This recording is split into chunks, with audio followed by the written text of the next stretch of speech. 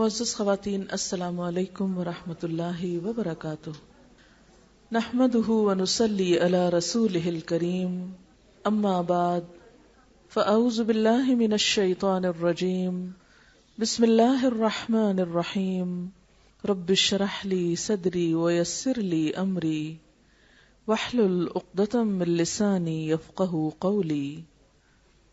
ان الحمد للہ نحمده ونستعینہ ونستغفرہ ونؤمن بہ ونتوکل علیہ ونعوذ باللہ من شرور انفسنا ومن سیئات اعمالنا من یہدہ اللہ فلا مضل لہ ومن یضلل فلا ہادی لہ واشہد ان لا الہ الا اللہ واشہد ان محمدا عبدہ ورسولہ۔ یا ایہا الذین آمنوا اتقوا اللہ حق تقاتہ ولا تموتن الا وانتم مسلمون۔ یا ایہا الناس اتقوا ربکم الذی خلقکم من نفس واحدۃ وخلق منها زوجہا وبث منہما رجالا کثیرا ونساء واتقوا اللہ الذی تساءلون بہ والارحام ان اللہ کان علیکم رقیبا۔ یا ایہا الذین آمنوا اتقوا اللہ وقولوا قولا سدیدا یصلح لکم اعمالکم ویغفر لکم ذنوبکم ومن یطع اللہ ورسولہ فقد فاز فوزا عظیما۔ بے شک تعریف اور حمد و ثنا اللہ کے لیے ہے، ہم اسی کی تعریف کرتے ہیں، اسی سے مدد چاہتے ہیں اور اپنے نفس کی برائیوں اور اپنے اعمال کی برائیوں سے اپنے آپ کو اللہ کی پناہ میں دیتے ہیں۔ جس کو اللہ ہدایت دے اس کو کوئی بھٹکا نہیں سکتا، اور جسے وہ بھٹکا دے اسے کوئی ہدایت نہیں دے سکتا۔ اور میں گواہی دیتی ہوں کہ اللہ کے سوا کوئی معبود نہیں، اور یہ کہ محمد صلی اللہ علیہ وسلم اللہ کے بندے اور اس کے رسول ہیں۔ اے لوگو جو ایمان لائے ہو، اللہ کا تقوی اختیار کرو جیسا کہ اس کے تقوی کا حق ہے، اور تمہیں موت نہ آئے مگر اس حال میں کہ تم مسلمان ہو۔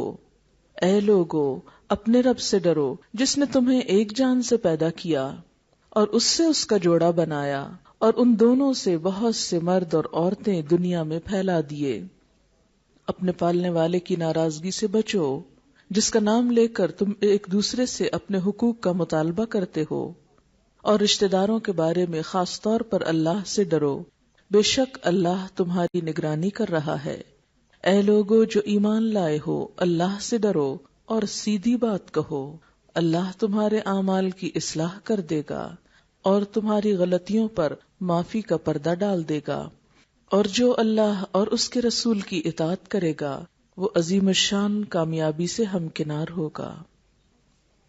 معزز خواتین، اس وقت آپ کے سامنے میں نے خطبہ نکاح کی آیات اور ان کا ترجمہ پڑھا ہے، اور ان آیات سے ہی آپ کو اندازہ ہو چکا ہوگا کہ ان میں اللہ تعالی عین شادی کے موقع پر بار بار کس چیز کی تلقین کر رہے ہیں۔ وہ چیز اللہ کا تقوی ہے، اللہ کا ڈر، اللہ کا احساس، وہ احساس جو انسان کو تنہائی میں بھی اور سب کے سامنے اللہ کی اطاعت پر قائم رکھتا ہے، جمائے رکھتا ہے۔ یہ وہی احساس ہے جو انسان کو انسانوں کے حقوق ادا کرنے پر آمادہ کرتا ہے۔ یہ وہی احساس ہے جو انسان کو قربانی کا درس دیتا ہے۔ یہ وہی احساس اور وہی چیز ہے جو دنیا اور آخرت میں انسان کی خوشیوں اور کامیابی کی ضمانت ہے۔ تقوی کے بغیر نہ دنیا کے معاملات کی اصلاح ہو سکتی ہے اور نہ آخرت کی کامیابی ہی ممکن ہے۔ اس لیے نکاح کے موقع پر سب سے زیادہ جس چیز کا سبق سکھایا گیا وہ تقوی ہے۔ اسلام ایک مکمل ضابطہ حیات ہے، مکمل دین ہے، جو زندگی کی ابتدا سے انتہا تک ہی نہیں بلکہ اس کے بعد جو کچھ انسان کے ساتھ پیش آنے والا ہے ان سب چیزوں کا احاطہ کرتا ہے۔ اس پوری کائنات کا دین اسلام ہے۔ اسلام کا معنی ہے اپنے آپ کو اللہ کی مرضی کے حوالے کر دینا، سرنڈر کر دینا، تسلیم کر لینا، مان جانا، جو کچھ رب نے کہا ہے اسے سب سے زیادہ اہمیت دینا۔ ہم اپنے چاروں طرف دیکھتے ہیں کہ کائنات کی ایک ایک چیز اللہ کی بات مان رہی ہے، سورج اس کے حکم کے تابع ہے، اسی لیے اپنی حدود کے اندر رہتے ہوئے ہمیں فائدہ پہنچا رہا ہے۔ اگر وہ تھوڑا سا بھی اپنی حد کو پار کر جائے اور اپنی حدود سے نکل کر زیادتی کرنے لگے تو ہمارا یہاں جینا دوبھر ہو جائے۔ پہاڑ اللہ کے حکم سے جمے ہوئے ہیں، اگر وہ چلنا شروع کر دیں تو ہمارا اس زمین پر رہنا مشکل ہو جائے۔ جانور اللہ کے حکم سے مسخر ہیں کہ ہم ان کی پیٹھ پر سوار ہو سکتے ہیں۔ مویشی اس کا کہنا مان رہے ہیں جبھی ہم ان کا دودھ پی سکتے ہیں اور ان کا گوشت استعمال کر سکتے ہیں۔ انسان دنیا کے ہنگاموں سے نکل کر کسی بھی وقت تنہائی میں فطرت کے مناظر کو دیکھتا ہے تو ان کو بھی پرسکون پاتا ہے اور خود بھی سکون حاصل کرتا ہے۔ ایسا کیوں ہے؟ اس لیے کہ وہ سب کے سب اپنی اپنی حدود کے اندر رہ کر کل لہ قانتون، اسی کے فرما بردار ہیں۔ وہ سب جو آسمانوں میں ہیں اور وہ جو زمین میں ہیں، سب اسی کی فرما برداری کر رہے ہیں۔ اس میں انسان کے لیے ایک بہت بڑا سبق ہے کہ اگر انسان اپنی اس زندگی کو اور اپنی آخرت کو پرسکون بنانا چاہتا ہے تو اس کے لیے اس کے سوا کوئی چارہ نہیں کہ اپنی مرضی کو اللہ کی مرضی کے تابع کر دے۔ جب انسان اپنی حدود سے باہر نکل کر دوسرے پر زیادتی کرتا ہے، سرکشی کرتا ہے، دوسرے کے ساتھ ظلم کرتا ہے، تو وہ صرف دوسرے کو نقصان نہیں پہنچاتا، خود اپنے لیے بھی تکلیف اور مصیبت اور پریشانی کے دروازے کھولتا ہے۔ اسلام اللہ کا بھیجا ہوا وہ طریقہ زندگی ہے جو اس نے ہمارے لیے پسند کیا، اور اگر ہم اس طریقہ زندگی کو چھوڑ کر اپنے لیے کچھ اور پسند کریں تو کبھی بھی کامیاب نہیں ہو سکتے۔ ارشاد باری تعالی ہے وَمَن يَبْتَغِ غَيْرَ الْإِسْلَامِ دِينًا فَلَن يُقْبَلَ مِنْهُ وَهُوَ فِي الْآخِرَةِ مِنَ الْخَاسِرِينَ، جو اسلام کے علاوہ کوئی اور طریقہ اختیار کرے گا، کسی اور طریقے پر چلے گا، وہ ہرگز قبول نہ کیا جائے گا اور وہ آخرت میں نقصان اٹھانے والوں میں شامل ہو جائے گا۔ لہذا ہمارے لیے اس کے بغیر کوئی چارہ کار ہی نہیں کہ ہم اپنی پوری زندگی کو اللہ کی مرضی کے مطابق ڈھال لیں، اور اللہ کا حق بھی یہی ہے کہ ہم اس کے فرما بردار بن جائیں۔ ہمارے پاس جو کچھ ہے وہ کس نے دیا؟ اللہ نے دیا۔ یہ وجود اللہ کا دیا ہوا، یہ عقل اور سمجھ، دیکھنے اور سننے اور بولنے کی صلاحیت اللہ کی دی ہوئی، مال و دولت اللہ کا دیا ہوا، یہ عزیز اور رشتہ دار اور وہ انسان جو ہمارے لیے خوشیوں کا سبب ہے، وہ سب کس کے دیے ہوئے؟ اللہ کے دیے ہوئے۔ اللہ نے دلوں میں محبت پیدا کی، اللہ نے یہ رشتے بنائے، پھر کیا اللہ سے یہ ساری نعمتیں پا کر ہم اسی کی نافرمانی کریں اور ان تمام چیزوں کو اس کی نافرمانی میں استعمال کریں؟ زبان اللہ نے دی، اللہ کی مرضی کے خلاف بولا کریں، کان اس نے دیے، اس کی مرضی کے خلاف سنا کریں، آنکھیں اس نے دی، اس کی مرضی کے خلاف دیکھا کریں۔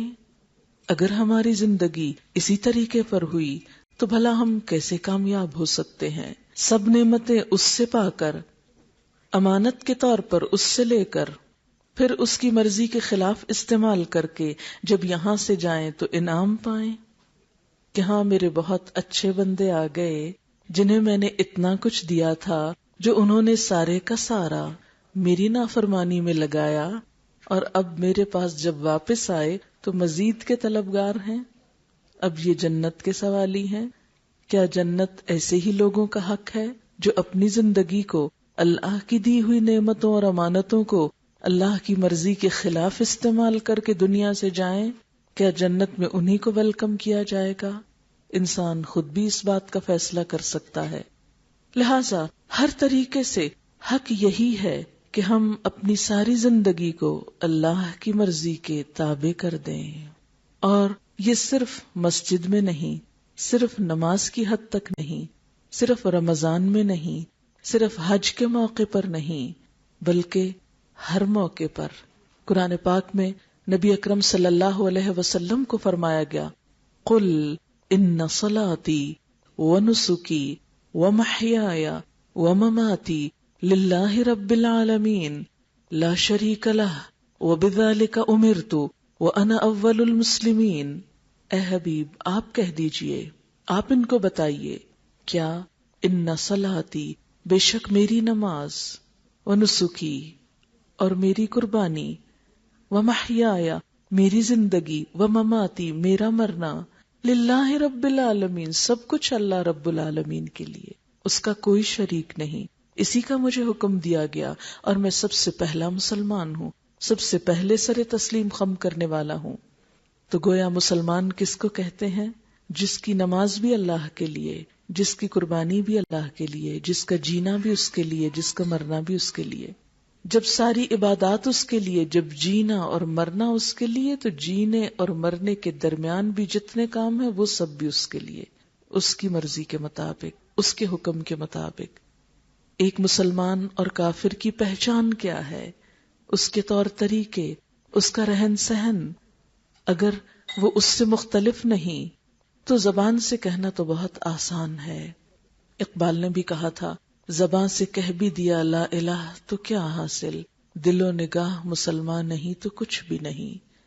اگر دل میں رب نہیں اور ہماری نگاہ اس کو نہیں پاتی، اس کے آگے ہم نہیں جھکتے تو کچھ بھی نہیں۔ اس لیے مسلمان وہ جس کی پیدائش کی ساری خوشیاں اللہ کی مرضی کے مطابق، جس کی موت کی ساری رسمیں اللہ کے رسول صلی اللہ علیہ وسلم کے طریقے کے مطابق، اور جس کی خوشیاں خواہ وہ شادی بیاہ ہو یا کوئی اور موقع ہو، وہ سب بھی سنت رسول صلی اللہ علیہ وسلم کے مطابق۔ وہ دنیا کے کامیاب ترین انسان تھے، ان سے بڑھ کر کس نے نام پایا، ان سے بڑھ کر کس نے عزت پائی، ان سے بڑھ کر دنیا میں کون عظیم ہو کر جیا، لیکن انہوں نے شادیاں بھی کی، ان کے ہاں موتیں بھی ہوئیں، اور وہ سب کچھ کیسا تھا، اور آج ہم آپ کی امت ہیں اور ہم کس طریقے پر چلے جا رہے ہیں۔ اسلام میں مرد اور عورت کا تعلق ایک نکاح کے رشتے کے اندر، ایک کانٹریکٹ کے ساتھ، کہ جس میں ایک مرد عورت کی تمام ذمہ داری کو دیکھنے والا ہو، اور اسی طرح ایک عورت صرف اس مرد کی وفادار ہو، اور باقی لوگوں سے، باقی مردوں سے جو اس کے نامحرم ہوں، ہر قسم کا جذباتی اور کسی بھی قسم کا رشتہ ختم کر دے، نہ رکھے۔ اسلام میں شادی کا تصور دوسرے مذاہب اور کلچر سے مختلف ہے۔ اسلام خاندانی زندگی کو بہت اہمیت دیتا ہے۔ اسلام میں شادی کرنا ایک عبادت ہے۔ آپ صلی اللہ علیہ وسلم نے فرمایا، النکاح سنتی، نکاح میری سنت ہے، فمن رغب عن سنتی فلیس منی، جو میری سنت سے منہ موڑے اس کا مجھ سے کوئی تعلق نہیں۔ کوئی شخص یہ سمجھے کہ شادی نہ کرنا زیادہ ثواب کا کام ہے یا اس کے بغیر رہنا زیادہ نیکی اور اجر کا کام ہے، اسلام میں ایسا کوئی تصور نہیں۔ آپ صلی اللہ علیہ وسلم نے نکاح کی ترغیب دیتے ہوئے فرمایا، قرآن پاک میں بھی ہم دیکھتے ہیں، وَأَنكِحُوا الْأَيَامَ مِنْكُمْ وَالصَّالِحِينَ مِنْ إِمَائِكُمْ، کہ تم جو بھی بے نکاحیں ہیں ان کا نکاح کر دو، یعنی جب شادی کی عمر کو پہنچ جائیں تو بلا وجہ تاخیر نہ کرو۔ آپ صلی اللہ علیہ وسلم نے فرمایا کہ جب کوئی ایسا رشتہ آئے کہ جس کے دین ایمان سے تم مطمئن ہو تو نکاح کر دو، ورنہ فتنہ و فساد کا اندیشہ ہے۔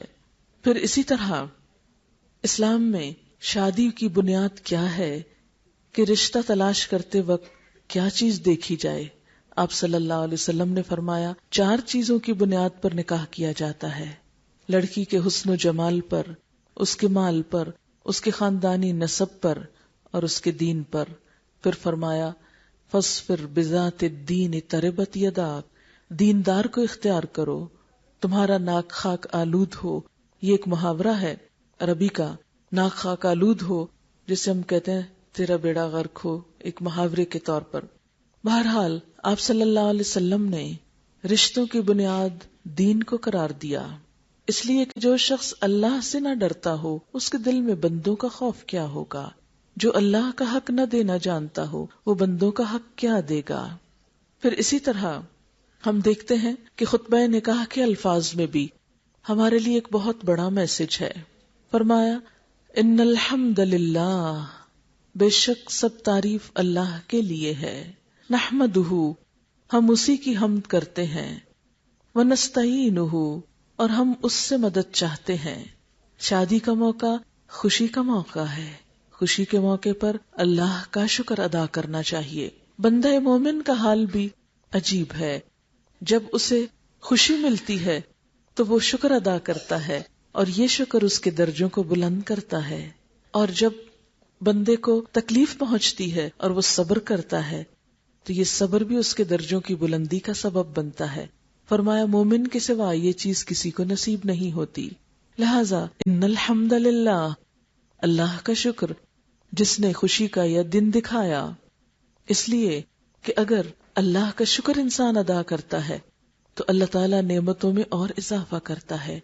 لیکن عموماً ہمارا حال یہ ہوتا ہے کہ جب ہمیں مشکل آتی ہے تو پھر بھی اللہ کو یاد کر لیتے ہیں، اور جب خوشی آتی ہے تو عموماً اس کو بھول جاتے ہیں اور اس موقع پر اپنی مرضی کرتے ہیں، اپنے دل پسند کے کام. شکر ادا کرنے میں سب سے اہم کیا ہے کہ اللہ کو ناراض نہ کیا جائے. لیکن ہمارا حال کیا ہے؟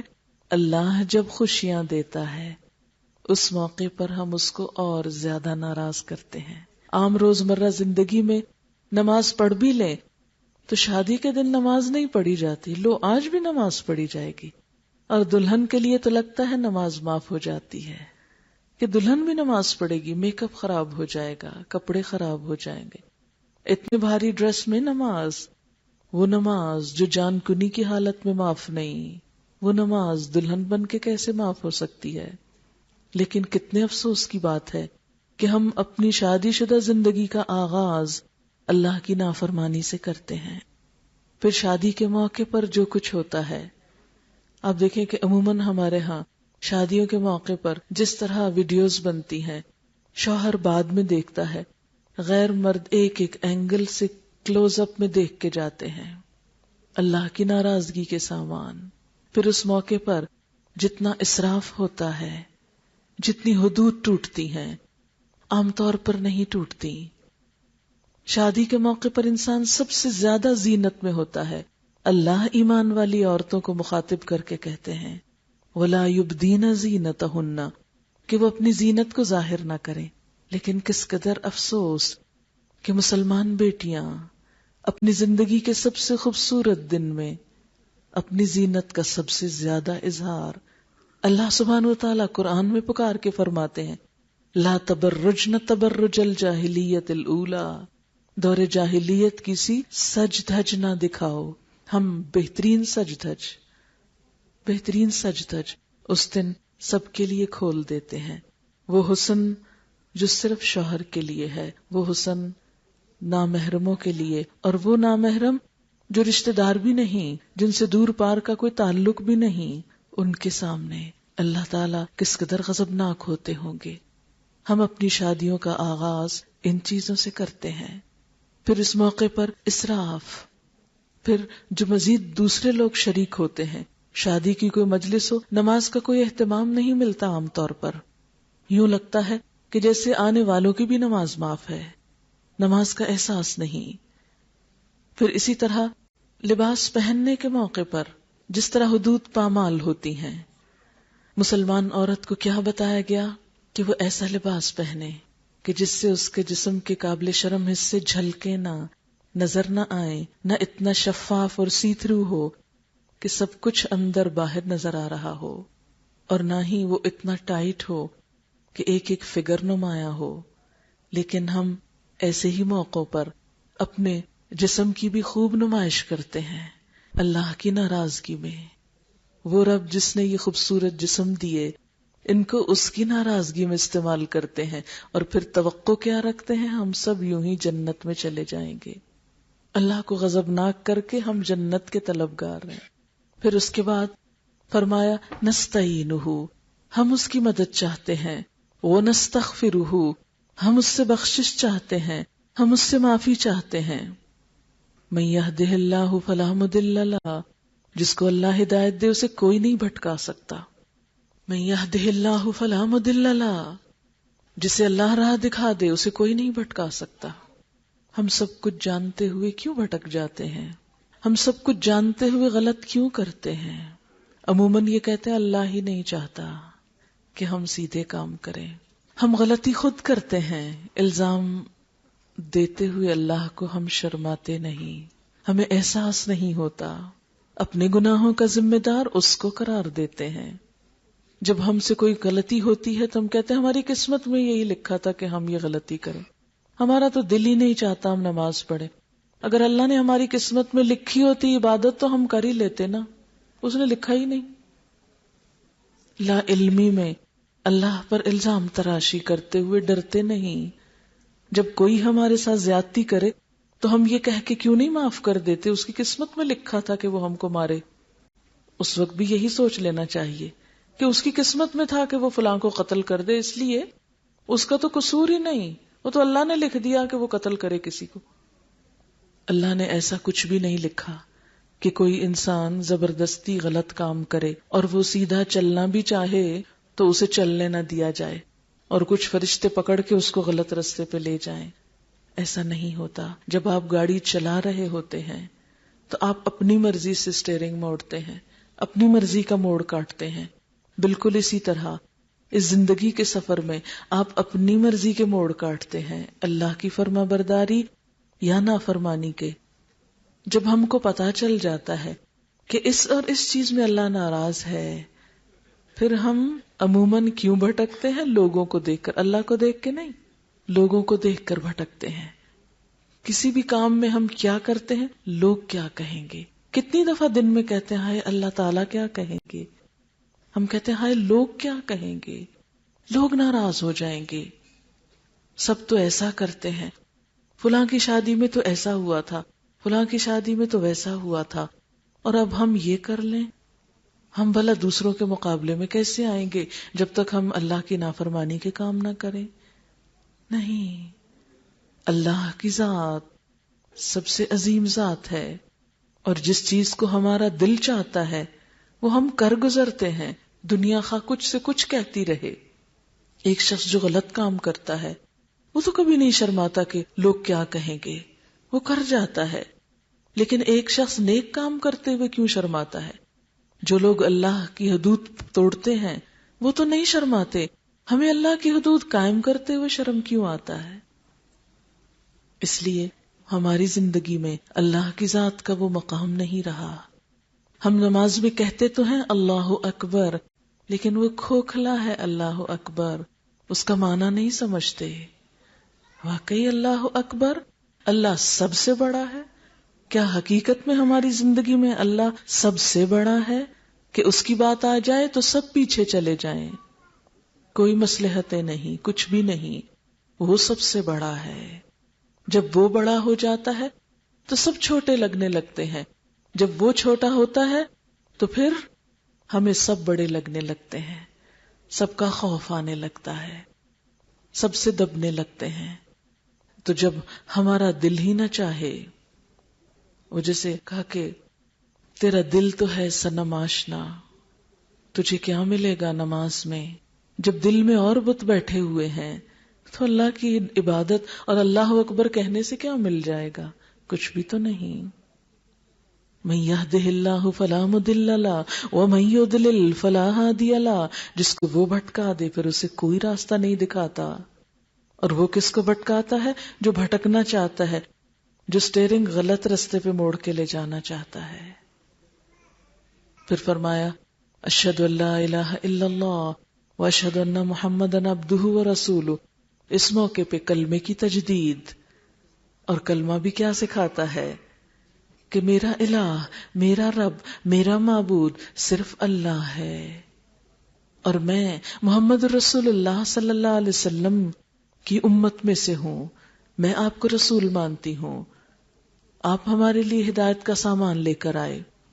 پھر اس کے بعد خطبہ نکاح میں 3 آیات ہیں جن میں 4 دفعہ تقوی کی بات، یا ایھا الذین آمنوا اتقوا اللہ حق تقاتہ، اے لوگو جو ایمان لائے ہو اللہ کا تقوی اختیار کرو جیسے تقوی کا حق ہے، صرف زبان سے نہیں دل سے بھی، دل میں اس کا احساس لے آؤ، اس سے ڈرو۔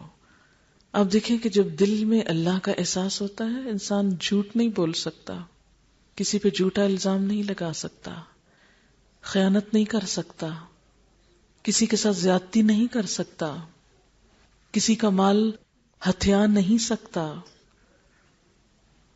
اور جب خدا کا خوف نہ ہو، اذا لم تستحی فاصنع ما تشاء، پھر جو چاہو کرو۔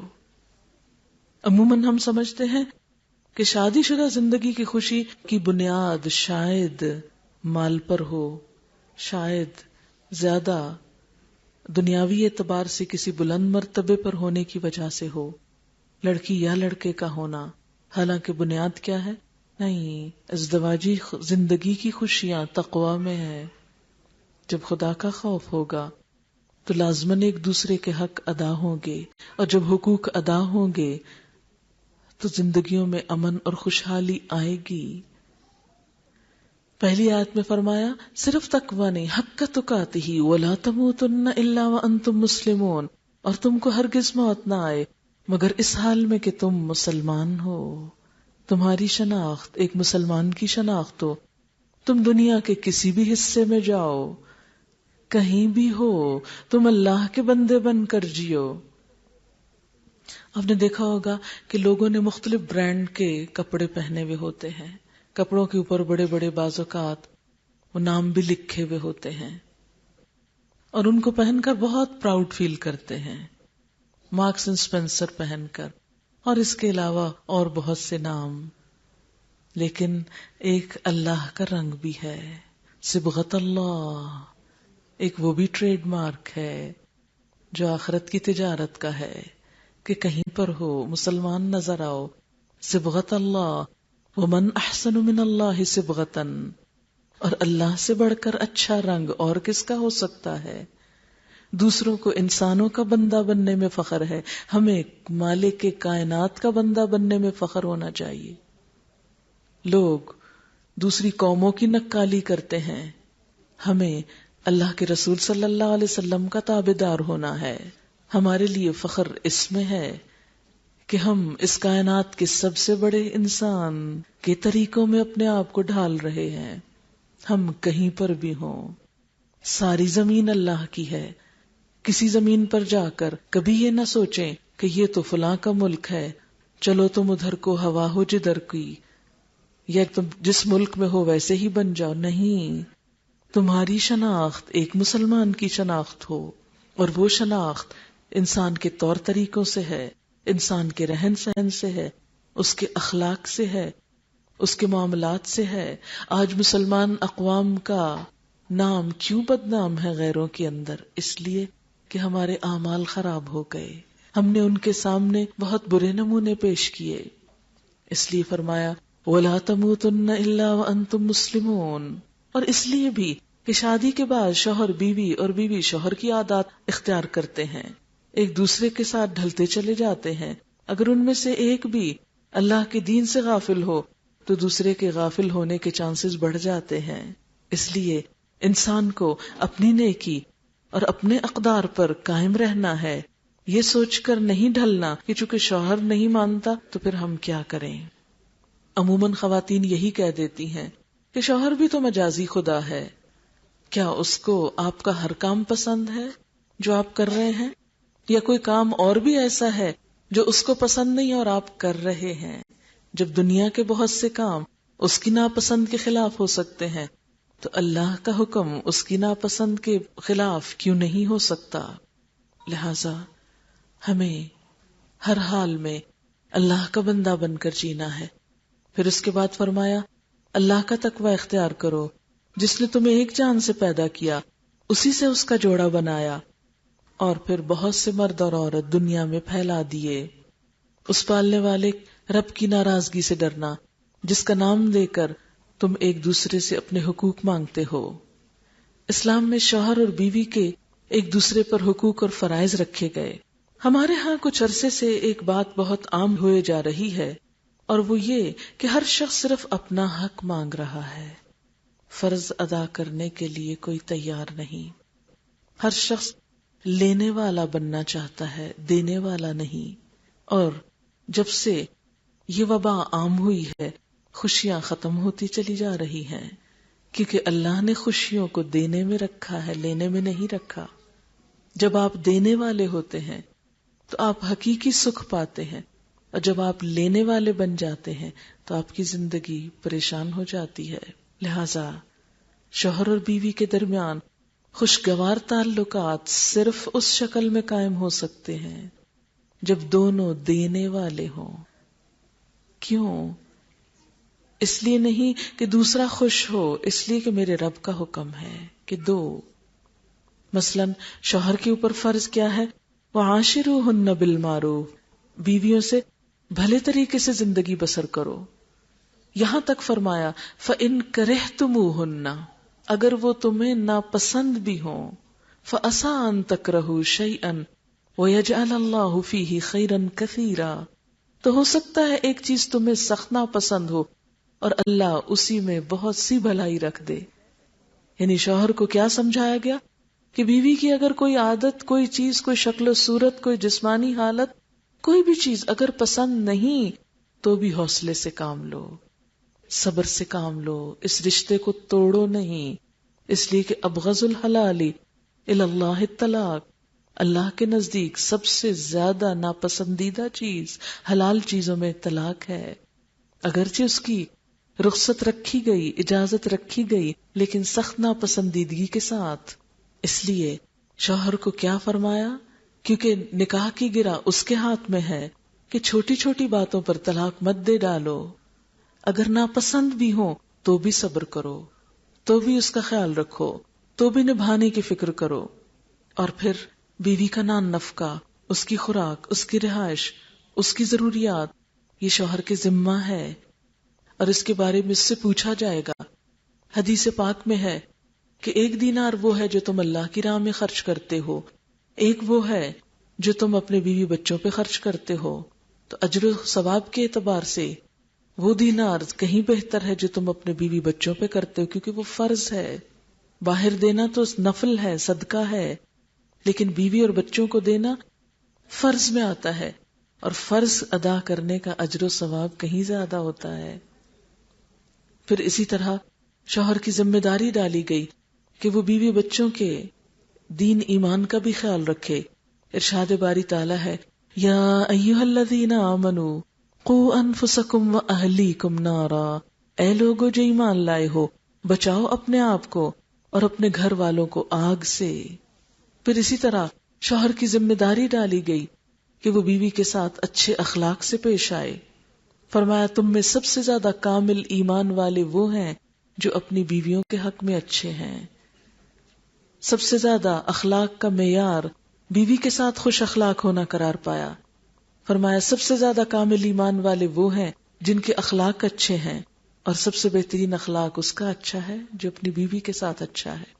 ہمارے ہاں تو عموماً کہتے ہیں زن مرید ہے، ہر بات بیوی کی مانتا ہے اور بیوی کے ساتھ بہت اچھا معاملہ کرتا ہے، جیلسیز شروع ہو جاتی ہے نا، لہٰذا شوہر کو پرووک کرتے رہتے ہیں کہ کسی طرح یہ بیوی کی بات نہ سنے۔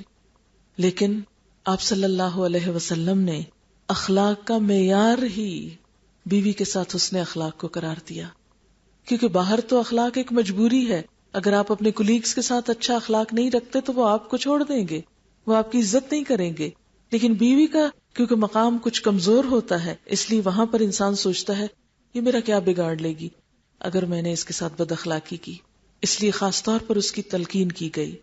پھر فرمایا کہ حسن ظن رکھو، اچھا گمان رکھو، اس لیے کہ اعمال گمان کی پیداوار ہوتے ہیں۔ اگر زندگی کی ابتدا بدگمانی سے ہو تو انسان کے تعلقات کبھی بھی اچھے نہیں ہو سکتے۔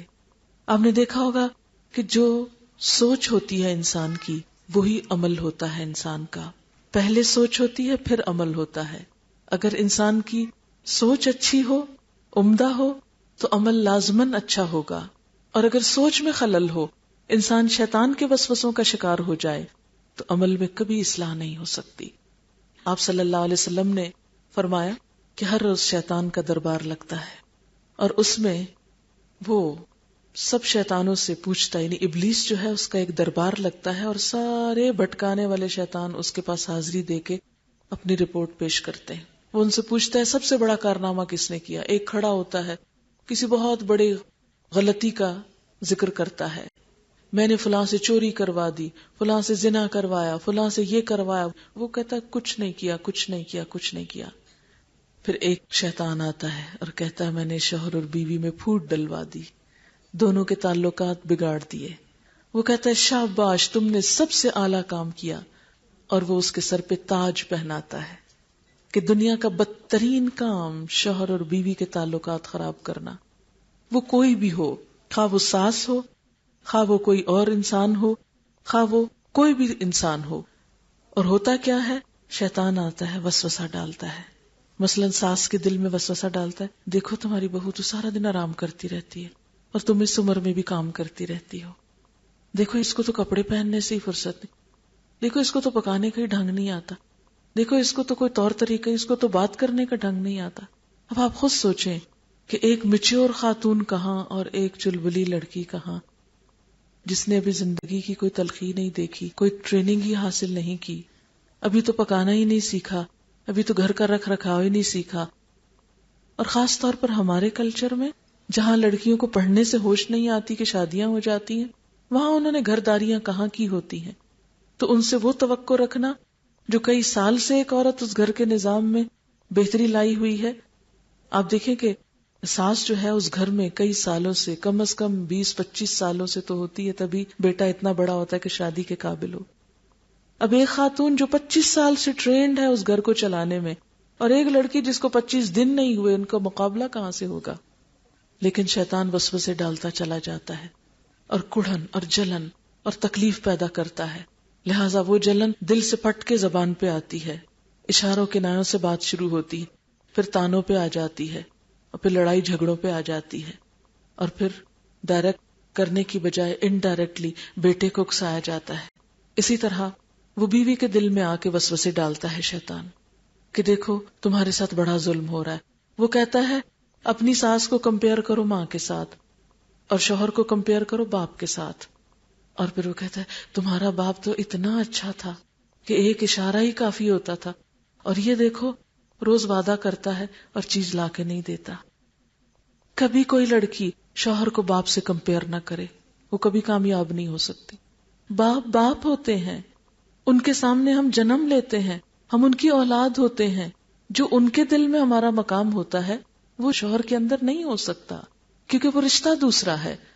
اور یہ بھی ہو سکتا ہے کہ شوہر باپ سے بھی زیادہ کہیں کیئرنگ ہو، لیکن عموماً کیا ہوتا ہے، شوہر کی اچھائیوں کو ہم ایک طرف رکھتے ہیں، وہ نہیں باپ سے کمپیئر کریں گے. اس کا خیال رکھنا، اس کی محبت، اس کی ساری قربانی. اب آپ دیکھیں کہ ہمارے ہاں لڑکی کی سچویشن کو بہت پیتھیٹک بنا دیتے ہیں، ہائے بیچاری گھر چھوڑ گئی، ہائے بیچاری میکا چھوڑ گئی، اور معلوم نہیں کیا کیا وہ راگ بنائے ہوئے ہیں کہ جس سے خوب لڑکیوں کو رلایا جاتا ہے کہ تم تو بہت ہی مظلوم ہو جس سے سب کچھ چھن گیا. حالانکہ یہ نہیں دیکھتے کہ وہ لڑکا، وہ ماں جس نے ایک بیٹا پیدا کیا، پالا پوسا بڑا کیا، اس کو پڑھایا لکھایا، اس کو کمانے کے قابل بنایا، پھر اس نے گھر بنایا، سب کچھ، اور پلی پلائی ایک لڑکی کو وہ سب کچھ حوالے کر دیا، یعنی وہ ایک باہر سے آنے والی کو وہ سب کچھ دے دیا. تو جس ماں نے اپنا بیٹا دے دیا، اس سے بڑی اور کیا قربانی مانگی جائے گی؟ لہٰذا کبھی بھی ایک بہو کو یہ نہیں سوچنا چاہیے کہ میری ساس نے مجھے وہ نہیں دیا، یہ نہیں پوچھا، وہ خیال نہیں رکھا. ان وسوسوں سے تعلقات خراب ہوتے ہیں، اس سے بگاڑ آتا ہے، اس سے تعلقات کی کبھی اصلاح نہیں ہو سکتی. تعلقات خراب کرنے والے سارے وسوسے دراصل شیطان کی پیداوار ہوتے ہیں، اور ہم کبھی بھی ان کے بارے میں متنبہ نہیں ہوتے. ایمان والوں کی صفت بتائی گئی، اذا مسہم طائف من الشیطان تذکروا فاذا ہم مبصرون، کہ جب انہیں شیطان کا کوئی وسوسہ چھو جاتا ہے تو یکایک ہوش میں آ جاتے اور وہ دیکھنے لگتے نہیں یہ ایسے نہیں ہو سکتا. لیکن عموماً جب ہمارے اندر تقویٰ نہیں ہوتا ہم شیطان کے وسوسے کو پہچان ہی نہیں سکتے. اس گمان کو یقین بناتے ہیں اور یقین بنا کر پورے کانفیڈنس سے اس غلط بات کو پھیلانا شروع کر دیتے ہیں، حتیٰ کہ وہ ہر زبان پہ عام ہو جاتی ہے. پھر وہ سارے ہمیں ایک گواہی میسر کرتے ہیں اور ہم اپنے آپ کو ایک غلط طریقے پہ ڈال لیتے ہیں، اور اس طرح بسا اوقات زندگی جہنم بن کے رہ جاتی ہے.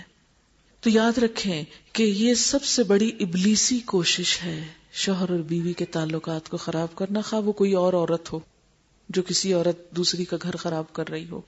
بسا اوقات ساس اور بہو کی بہت اچھی بن رہی ہے، شوہر اور بیوی کی بہت اچھی بن رہی ہے، لیکن ایک اور عورت شوہر اور بیوی کے درمیان ٹپک پڑی ہے، جو عام طور پہ ہمارے معاشرے میں ہو رہا ہے. اور یہ ظلم بھی عورت پہ ڈھا رہی ہے، جو گھروں کو برباد کر رہی ہے. شوہر اپنے بچوں کو، اپنی بیوی کو، باپ اپنے بچوں کو بھلا کے ایک اور عورت کے عشق میں گرفتار ہو کر اپنی ساری ذمہ داریوں سے غافل ہے. یہ چیز بھی بچوں اور بیوی کا مستقبل تباہ کر کے رکھ دیتی ہے. لہذا کوئی ایسی کوشش جو ان دو کے تعلق کو خراب کرے وہ ایک شیطانی کوشش ہے. اس لیے کہ جب ان دو کا تعلق خراب ہوتا ہے تو صرف دو افراد نہیں، دو خاندان ملوث ہو جاتے ہیں.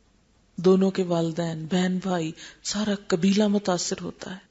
انسان کی عبادت، انسان کا اخلاق، مزاج، ہر چیز بگڑتا ہے. پھر اگر بچے ہوں تو وہ سفر کرتے ہیں، ان کی زندگیاں جہنم بن جاتی ہیں، ان کے اندر عمر بھر کی تلخیاں رچ بس جاتی ہیں. لہذا یہ رشتہ جتنا مضبوط ہے، جتنا خوبصورت ہے، اتنا ہی نازک بھی ہے. اس لیے اس معاملے میں شوہر اور بیوی دونوں کو اپنے اپنے فرائض ادا کرنے چاہیے. بیوی کے فرائض کیا ہیں؟ قرآن پاک میں اللہ تعالیٰ فرماتے ہیں فَالصَّالِحَاتُ قَانِتَاتٌ، نیک عورتیں فرما بردار ہوتی ہیں، شوہر کی بات مانتی ہیں. یہاں تک فرمایا گیا کہ عورت شوہر کے معاملے میں کسی دوسرے کی بات نہ مانے. قیامت کے دن عورت کا حساب کس چیز میں ہوگا؟ کہ وہ شوہر کی کتنی اطاعت گزار تھی، شوہر کی بات کتنی ماننے والی تھی. اور ایک گھر کی خوشی قائم ہی اس بنیاد پر ہوتی ہے. اللہ نے یہ ذمہ داری ڈالی، کسی انسان کے لیے نہیں. بعض باتیں ہمارے نفس کے بڑے خلاف جاتی، ہمارا دل نہیں چاہتا، ہمارا موڈ نہیں ہے، لیکن اللہ کا حکم ہے نا، موڈ نہیں بھی ہے تو بھی شوہر کی بات ماننی ہے، کیونکہ اللہ کا حکم ہے. یہ حق شوہر کو اللہ نے دیا ہے، اس نے خود نہیں اپنے لیے بنایا، اور اسی میں ہمارا فائدہ ہے. عموماً عورتیں شوہروں کی طرف سے غافل ہوتی، ہم اس میں مصروف ہیں، ہم اس کام میں لگے ہوئے ہیں، اور ان کے پاس وقت نہیں ہے شوہروں کے لیے. لہذا جب شوہر اور طرف متوجہ ہو جاتے ہیں پھر مصیبت عورت ہی کے گلے میں آتی ہے. اس لیے فَالصَّالِحَاتُ قَانِتَاتٌ، آپ صلی اللہ علیہ وسلم نے فرمایا دو لوگوں کی نمازیں ان کے سر سے اوپر نہیں اٹھتی، ان کے سر سے اوپر نہیں جاتی. ایک وہ غلام جو اپنے آقا سے بھاگ جائے جب تک کہ واپس نہ آ جائے، اور دوسرے وہ عورت جو اپنے شوہر کی بات نہ مانے. پڑھیں آپ نمازیں لیکن اللہ کے ہاں قبول نہیں، کیونکہ آپ شوہر کی بات نہیں مانتے. جس چیز کو شوہر کہے چھوڑ دو سوائے اس کے کہ وہ اللہ کی نافرمانی کا کام ہو. کہ وہ کہے نماز نہ پڑھو تو آپ کہے میں نماز نہیں پڑھتی، نہیں، وہ تو آپ نہیں چھوڑ سکتے. ایک مرتبہ حضرت فاطمہ حضرت علی رضی اللہ تعالیٰ عنہ سے ناراض ہو کر آپ صلی اللہ علیہ وسلم کے پاس آ گئی، تو آپ نے فرمایا نہیں فاطمہ، تم واپس جاؤ اور جب تک اپنے شوہر کو راضی نہ کرو تم یہاں نہیں آ سکتی. یعنی شادی کے بعد والدین کا حکم سیکنڈری ہو جاتا ہے اور شوہر کا نمبر 1 ہو جاتا ہے، اور اسی میں ایک گھر کی بھلائی اور فلاح اور اصلاح ہے. اور اس کی حکمتیں وہ مالک ہی جانتا ہے جس نے یہ ذمہ داری ہم پہ ڈالی ہے. فالصالحات قانتات، اور قنوت میں عاجزی بھی ہے، دوام اطاعت بھی ہے. عاجزی یعنی شوہر کے مقابلے میں سرکشی نہیں، نہ زبان سے سرکشی نہ رویے سے سرکشی.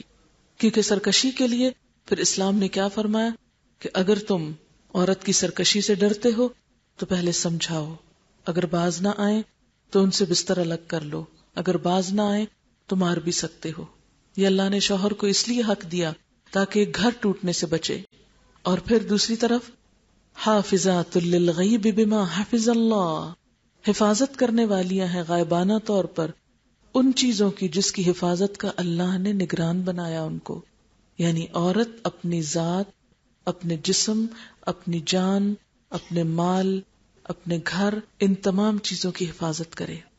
یعنی وفاداری بھی ہو شوہر سے، یہ نہیں کہ شادی ایک مرد سے ہے اور تعلق چھپا کسی اور مرد سے، جس طرح آج کل ہمارے معاشرے میں اس کو ماڈرنزم کے نام پر جائز قرار دے دیا گیا ہے، اور اس سے سخت خرابیاں معاشرے کے اندر پیدا ہو رہی ہیں. ابھی کہتے کہ لوگ اتنا بھی کیا ریجڈ، یہ مغرب کا فلسفہ ہے، ہماری مسلمان سوسائٹی کا فلسفہ نہیں ہے کہ شادی کہیں ہو اور تعلق کہیں اور، ہرگز نہیں. اسلام اس کو قبول نہیں کرتا. پھر اس کے بعد رازوں کی حفاظت. آپ صلی اللہ علیہ وسلم نے شوہر اور بیوی کی انتہائی ذاتی اور نجی گفتگو کو کہیں اور ذکر کرنے سے منع کیا ہے، اسے فحاشی سے تعبیر کیا ہے. یعنی شوہر اور بیوی کا جو خاص تعلق ہے اس کے حوالے سے کوئی بات کہیں سہیلیوں کو نہیں بتانی چاہیے، کہیں کسی اور کے سامنے اس کا ذکر نہیں ہونا چاہیے، اس سے منع کیا گیا ہے. پھر اسی طرح مال کی حفاظت، بچوں کی حفاظت، کیونکہ وَالْمَرْأَةُ رَاعِيَةٌ فِي بَيْتِ زَوْجِهَا وَمَسْئُولَةٌ عَنْهَا، عورت اپنے شوہر کے گھر میں نگران ہے اور اس سے اس کی رعایا کے بارے میں سوال ہوگا. یعنی عورت کی نگرانی کس پر ہے؟ اس کے بچوں پر. بچوں کی تعلیم، تربیت، اخلاق، ان کی اچھائیاں برائیاں، اس میں عورت شریک ہے، ذمہ دار ہے، اور قیامت کے دن اس سے حساب ہوگا کہ اس نے بچوں کی تعلیم و تربیت میں اپنا فرض کتنا پورا کیا، اس ذمہ داری کو کتنا نبھایا. اور پھر عورت کی ذمہ داری کیا کہ وہ اپنے شوہر کے لیے آرائش و زیبائش کا بھی اہتمام کرے. عموماً ہم زمانے بھر کے لیے سجتے بنتے ہیں.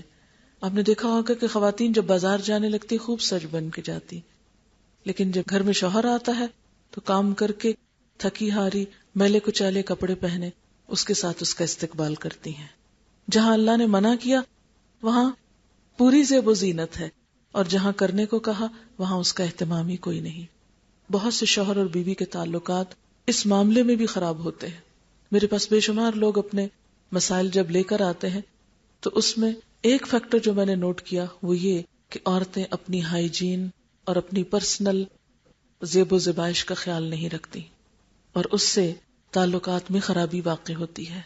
اسلام میں زینت عورت کا حق ہے، لیکن سب سے بڑی زینت اس کے شوہر کے لیے. پھر اسی طرح عورت کی ذمہ داری ڈالی گئی کہ وہ اپنے شوہر کے ساتھ خیر خواہی کا معاملہ کرے، اس کی عزت اور احترام کرے.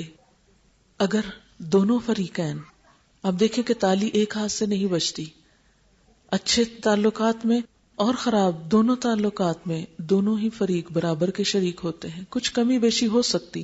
آپ دیکھیں کہ جیسے ایک تالی ہے نا، اگر آپ تالی مارے اور آگے دوسرا ہاتھ نہ ہو تو تالی بج ہی نہیں سکتی. لیکن اگر ایک ہاتھ آپ لا رہے ہیں اور دوسرا سامنے آئے گا تبھی تالی بجے گی اور شور ہوگا اور سب بھی سنیں گے، سب تک بات پھیلے گی. تو اسی طرح جب کوئی خرابی ہوتی ہے تو صرف ایک طرف کا قصور نہیں ہوتا. اور یہاں پر کیا ہے، اسلام اس کا حل کیا پیش کرتا ہے کہ دونوں اپنی اپنی غلطی کا اعتراف کریں، اپنی اپنی غلطی کو محسوس کریں اور اس کی اصلاح کریں اور سیکریفائس کریں. آپ دیکھیں کہ خاص طور پر عورت کی زندگی میں قربانی کی بہت اہمیت ہے. عورت جب تک قربانی نہیں کرتی نسلیں بہترین طریقے سے پروان نہیں چڑھ سکتی. اس لیے ہم سب کے لیے یہ لازم ہے کہ ان تمام فرائض کو یہ سمجھ کے نہ ادا کریں کہ یہ کیا مجھے مصیبت ڈال دی گئی، میں ہی آخر کیوں قربانی کا بکرا. کیونکہ اکثر خواتین کہتی ہیں نا کہ عورتیں ہی کیوں قربانی کا بکرا، اور عورت بیچاری کا تو کوئی اپنا گھر ہی نہیں، اس لیے کہ وہ پہلے ماں باپ کے گھر ہوتی ہے، پھر شوہر کے گھر ہوتی ہے، پھر خدا نخواستہ شوہر نکال دے تو پھر کسی اور کے گھر ہوتی ہے. آپ دیکھیں کہ ایکسیپشنل کیسز میں ہوتا ہے. جب تک ماں باپ کے گھر ہوتی ہے اللہ تعالیٰ نے اس کے بہت حقوق رکھے ہیں بیٹی کی حیثیت میں. آپ صلی اللہ علیہ وسلم حضرت فاطمہ کے ساتھ کیا معاملہ کرتے تھے ہم سب جانتے ہیں. جب بیوی بن کر جاتی ہے تو کیسے اس کا گھر وہ اپنا نہیں ہوتا، شوہر بیچارہ تو کمانے میں ہی لگا ہوتا ہے. ہمارے گھروں کے معاملات کس کی مرضی سے طے پاتے ہیں؟ اگر ہم سب انصاف کی بات کریں، گھروں کا رکھ رکھاؤ، ڈیکوریشن، سجانا، بنانا، بنوانا، اٹھوانا، رکھنا، پردوں کے رنگوں کا انتخاب کس نے کیا، صوفوں کے ڈیزائن کا انتخاب کون کرتا ہے، کارپیٹس کس کی مرضی سے بچھتے ہیں، کس کمرے میں کون سا ڈیکوریشن پیس کہاں رکھا جائے گا، کس شادی میں کیا پہنا جائے گا، شوہر تک کے کپڑے تو آپ سلواتے ہیں، پھر کہتے ہیں کہ ہمارے کوئی ٹھکانہ ہی نہیں اور کوئی حقوق ہی نہیں، شادی میں کیا خرچ ہوگا، کیا پہنا جائے گا، کتنا زیور بنے گا، یہ سب سلیکشن کس کی ہوتی ہے؟ اگر آپ کہیں کہ عورت کی تو کوئی حصہ ہی نہیں، تو یہ بازار کس سے بھرے ہوئے ہیں؟ ہر چیز میں عورت کا عمل دخل ہے. وہ یہاں تک طے کرتی ہے کہ شادی میں پکے گا کیا، بلایا کس کو جائے گا، کارڈ تک تو وہ بیٹھ کے لکھتی ہے، مہمان اس کی مرضی سے طے پاتے ہیں. ان ساری چیزوں میں، گھریلو معاملات میں ہماری عورت جتنی خود مختار ہے اور جتنی اس کی آزادی ہے اتنی شاید ہی مرد کی ہو. وہ سارا سارا دن خون پسینے کی کمائی کر کے عورت کے پاس لے آتے ہیں اور عورت اپنی مرضی کے مطابق اس کو استعمال کرتی ہے اور سب کچھ پا کر بھی پھر ناشکری کرتی ہے. آپ صلی اللہ علیہ وسلم نے فرمایا اپنے شوہروں کی ناشکری سے بچو، میں نے تمہاری اکثریت کو جہنم میں دیکھا ہے 2 وجہ سے، ایک زبان کا غلط استعمال اور دوسرے شوہروں کی ناشکری. آپ صلی اللہ علیہ وسلم نے فرمایا کہ تم میں سے ایک دنوں اپنے ماں باپ کے گھر بن بیاہی بیٹھی رہتی ہے، پھر اللہ تعالیٰ اس کو شوہر دیتا ہے، پھر بچے دیتا ہے، پھر کبھی شوہر سے کوئی کوتاہی ہو جاتی ہے تو یہ کہہ اٹھتی ہے کہ میں نے اس گھر میں کوئی سکھ پایا ہی نہیں، میں نے تو یہاں کوئی خوشی دیکھی ہی نہیں. اور یہی ناشکری ہے کہ اچھے دنوں کو بھول جانا اور صرف ناپسندیدہ چیزوں کو یاد رکھنا. زندگی دھوپ اور چھاؤں دونوں کا مجموعہ ہے، دن اور رات دونوں ہے زندگی میں. کبھی صرف دن نہیں ہو سکتا اور کبھی رات رات بھی نہیں رہتی. ہر دن کے بعد رات آتی ہے، ہر رات کے بعد دن آتا ہے. ہر ازدواجی تعلقات میں بھی ہر جگہ دن اور رات ہے. ہر شادی شدہ جوڑے کی زندگی میں دن اور رات دونوں ہوتے ہیں. کبھی تعلقات بہت اچھے ہوتے ہیں اور کبھی موڈ بلا وجہ ہی آف ہو جاتے ہیں، بے وجہ ہی منہ بنے ہوئے ہوتے ہیں، کوئی وجہ ہی نہیں ہوتی، بس بات کرنے کو دل ہی نہیں چاہ رہا، اور پھر کچھ دنوں کے بعد پھر موڈ ٹھیک ہو جاتے ہیں. تو اس میں کیا ہونا چاہیے کہ جب بہت اچھے تعلقات ہو تو سمجھیں کہ دن ہے، روشنی ہے، خوشیاں ہیں، اور جب خراب ہو تو کہیں رات ہے، صبر سے گزار لیں، پھر دن آ جائے گا، اور آتا ہے. لیکن ہم عموماً عورتیں ہم جذباتی ہوتے ہیں نا، ہم سب عورتیں، ہم سب کا یہی حال ہے. لہٰذا جب رات آتی ہے تو ہم شور مچانا شروع کر دیتے ہیں، جب دن آتا ہے تو ہم بھول جاتے ہیں کہ کبھی رات بھی تھی. تو اس لیے خواہ عیش کی حالت ہو خواہ تیش کی حالت ہو، دونوں میں ہی تقویٰ، اللہ کا ڈر، اللہ کا احساس کہ کسی پہ زیادتی نہ ہو جائے، کسی کے ساتھ ناروا بات نہ ہو جائے. مسلمان تو وہ جس کے ہاتھ اور زبان سے دوسروں کو اذیت نہ ہو. اللہ تعالی ہمیں بہترین مسلمان بننے کی توفیق عطا فرمائے. وآخر دعوانا ان الحمد للہ رب العالمین. دعا کر لیتے ہیں. سبحان اللہ والحمد للہ ولا الہ الا اللہ واللہ اکبر ولا حول ولا قوة الا باللہ العلی العظیم. اللهم صل على محمد وعلى آل محمد كما صليت على إبراهيم وعلى آل إبراهيم إنك حميد مجيد. اللهم بارك على محمد وعلى آل محمد كما باركت على إبراهيم وعلى آل إبراهيم إنك حميد مجيد. ربنا آتنا في الدنيا حسنة وفي الآخرة حسنة وقنا عذاب النار. ربنا لا تزغ قلوبنا بعد إذ هديتنا وهب لنا من لدنك رحمة إنك أنت الوهاب. ربنا هب لنا من أزواجنا وذرياتنا قرة أعين واجعلنا للمتقين إماما. ربنا لا تؤاخذنا إن نسينا أو أخطأنا. ربنا ولا تحمل علينا إصرا كما حملته على الذين من قبلنا. ربنا ولا تحملنا ما لا طاقة لنا به واعف عنا واغفر لنا وارحمنا أنت مولانا فانصرنا على القوم الكافرين. یا حی یا قیوم برحمتک نستغیث لا الہ الا اللہ انت الحلیم الکریم. سبحان اللہ رب العرش العظیم والحمد للہ رب العالمین. رب نسألک موجبات رحمتک وعزائم مغفرتک والغنیمة من کل بر والسلامة من کل اسم لا تدع لنا ذنبا إلا غفرته ولا هما إلا فرجته ولا حاجة هي لك ردا إلا قضيتها يا أرحم الراحمين. یا اللہ پاک، جو کچھ ہم نے پڑھا ہے تو اپنی رحمت سے قبول فرما، اس کے بہترین حصے پر عمل کی توفیق دے، اور جو بات آپ کو ناپسند ہوئی ہو ہمیں اس سے دور کر دے اور ہمیں سیدھا راستہ دکھا دے. یا اللہ ہماری زندگیوں کو خوشحال کر دے، ہمارے گھروں میں امن اور سکون پیدا کر دے، ہمیں اپنا اطاعت گزار اور وفادار بنا دے. یا اللہ اس شادی کو بہترین خوشگوار شادی بنا دے. یا اللہ دونوں افراد کے درمیان اور دونوں خاندانوں کے درمیان بہترین محبت پیدا کر دے، دونوں کے لیے خوشیوں کا سبب بنا دے اور ان کے خاندانوں کے لیے بھی باہم خوشیوں کا سبب بنا دے. یا اللہ انہیں دنیا اور آخرت کی کامیابی عطا فرمانا، ہر مشکل سے نجات عطا فرمانا. یا رب العالمین ہم سب کو صحت کاملہ عطا فرما. یا رب العالمین ہم سب کو گناہوں سے بچا. یا رب العالمین تو ہمارے والدین پر اپنی رحمت فرما. یا اللہ ہمیں بخش دے. یا اللہ ہمارا خاتمہ ایمان پر کرنا.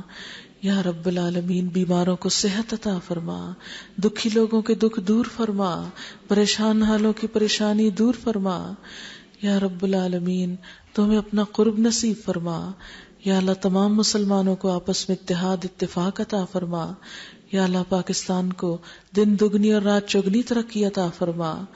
یا رب العالمین ہم سب کو صحیح معنوں میں اپنا اطاعت گزار بنا اور ہمارے دلوں میں اپنی محبت پیدا کر دے، اپنا تقوی پیدا کر دے، اپنا قرب عطا کر دے. ربنا تقبل منا. یا اللہ جتنے بھی حاضرین مجلس ہیں ان کے دلوں میں جو دعائیں اور نیک تمنائیں ہیں اللہ ان کو پورا کر دے. ربنا تقبل منا انک انت السمیع العلیم وتب علینا انک انت التواب الرحیم. وصلی اللہ تعالی علی خیر خلقہ محمد وعلی آلہ واصحابہ واہل بیتہ اجمعین برحمتک یا ارحم الراحمین. الہی آمین. سبحانک اللہم وبحمدک نشہد ان لا الہ الا انت نستغفرک ونتوب الیک. والسلام علیکم ورحمۃ اللہ وبرکاتہ.